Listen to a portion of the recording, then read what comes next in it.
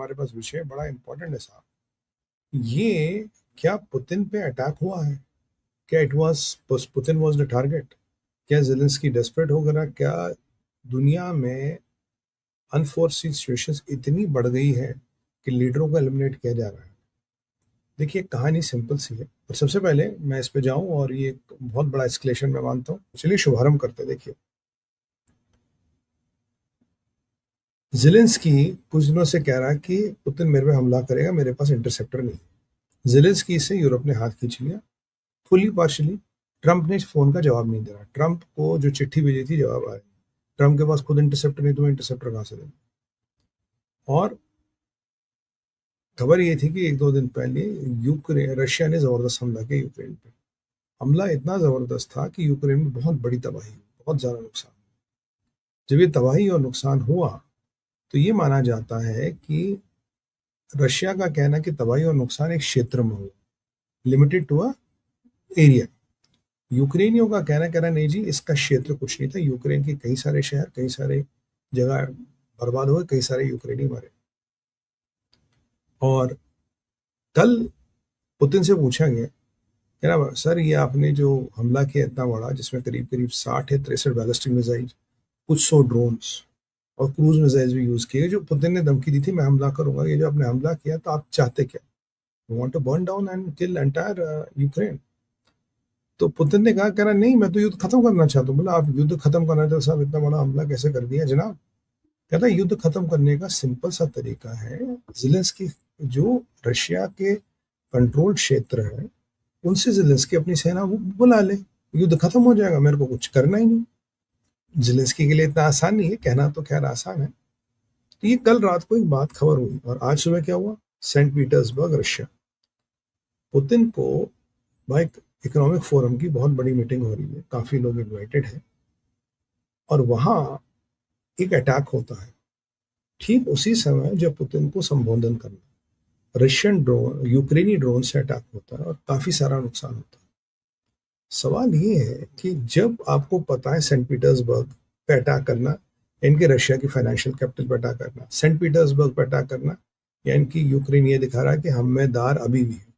Saint Petersburg पे attack करना यानी कि आप ये बता रहे हैं कि हमारी ताकत अभी खत्म नहीं हुई, और दुनिया को आप मैसेज दे रहे हो कि इतने बड़े हमले के बाद यूक्रेन अपनी रक्षा खुद कर सकता है। जबकि ज़ेलेंस्की ने पीछे कहा था हमें खुद अपने पेट्रियट बनाने पड़ेंगे, टेक्नोलॉजी बनानी पड़ेगी। और ज़ेलेंस्की आजकल सुपर सेल्समैन भी बन गया। ज़ेलेंस्की ने बोला कि मेरे पास एक ऐसा ड्रोन है जो यूरोप में किसी के पास नहीं है, जो अमेरिका के पास भी नहीं है।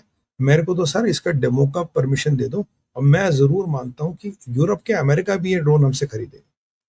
उस ड्रोन की टेस्टिंग भी बता दी। अच्छा अच्छा खासा रशिया का मिसाइल डिफेंस सिस्टम है, और उसको पार करके ड्रोन गए। एक तो ये सारे पॉइंट ऑफ व्यू है। पर दूसरा पॉइंट ऑफ व्यू जो सबसे खतरनाक है, क्या आप पुतिन को असैसिनेट करने का अटेम्प्ट कर रहे हो? क्योंकि जब पुतिन को बोलना है, जिस जगह पे बोलना, उसी जगह पे आपका स्ट्राइक करना, उसी जगह को टारगेट बनाना। ये एक डायरेक्ट मैसेज है कि हम पुतिन को असैसिनेट करना चाहते हैं। कि वही वाली बात है भाई, अगर आप पुतिन को हरा नहीं सकते, गिरा तो सकते हो।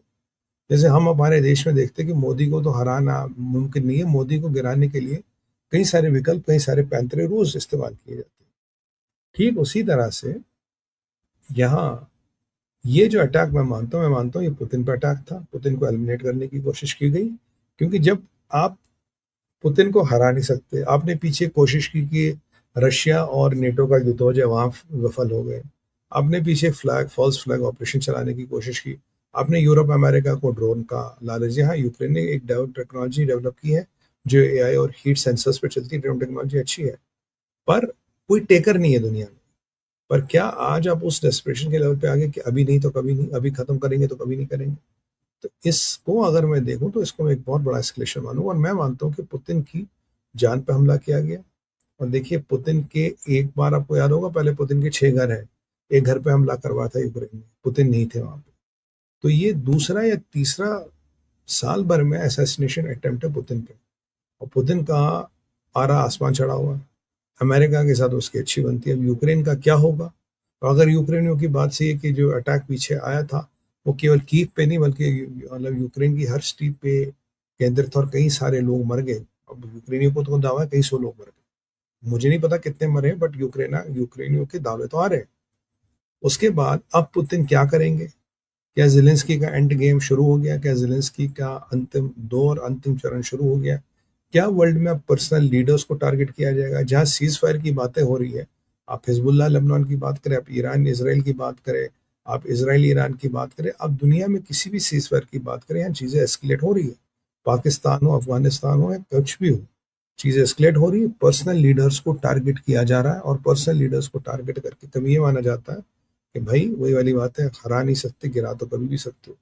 विचार कीजिएगा ज़रूर, बहुत संवेदनशील मुद्दा है। मैं मानता हूँ कि पुतिन पे असैसिनेशन अटेम्प्ट था जो फेल हुआ है। अब पुतिन जवाब कहाँ देगा, कितना देगा और क्या ये केवल ज़ेलेंस्की इसके पीछे है? क्या यूरोप की इंटेलिजेंस वाले लोग इन्वॉल्व हैं? क्या यूरोपियन इन्वॉल्व हैं? क्या MI6 का हाथ है इसमें?